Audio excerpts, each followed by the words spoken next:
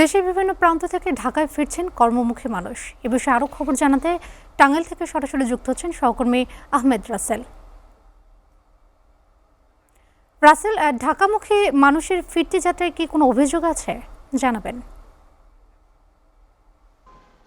রোদেলা, মানুষের যদি কোনো অভিযোগ নিয়ে কথা বলি, সেটি হচ্ছে যে এই রাস্তা ধরে যে সকল যাত্রী রয়েছে তারা কিন্তু অভিযোগ করছে যে ঈদের আগে এবং ঈদের পরবর্তী সময়ে তাদের কাছ থেকে অতিরিক্ত ভাড়া নেওয়া হয়েছে।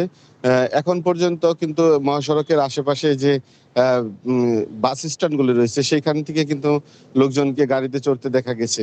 তো আমি যদি আপনাকে দেখাই যে আমি যে জায়গাটিতে দাঁড়িয়ে আছি অতি ব্যস্ততম মহাসড়ক ঢাকা টাঙ্গাইল মহাসড়কের একটি বাইপাস এলাকায় দাঁড়িয়ে আছি।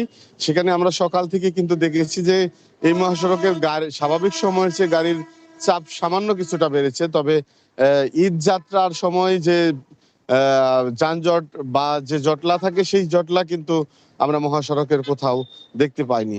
আমি কথা বলেছিলাম পুলিশ কর্তৃপক্ষের সাথে, তারা কিন্তু আমাদেরকে জানিয়েছে যে মূলত মহাসড়কের কোথাও কোনো 10 মিনিটের জন্য গাড়ি 1 মিনিটের জন্য গাড়ি দাঁড়াতে হচ্ছে এমন কোনো খবর তাদের কাছে নেই।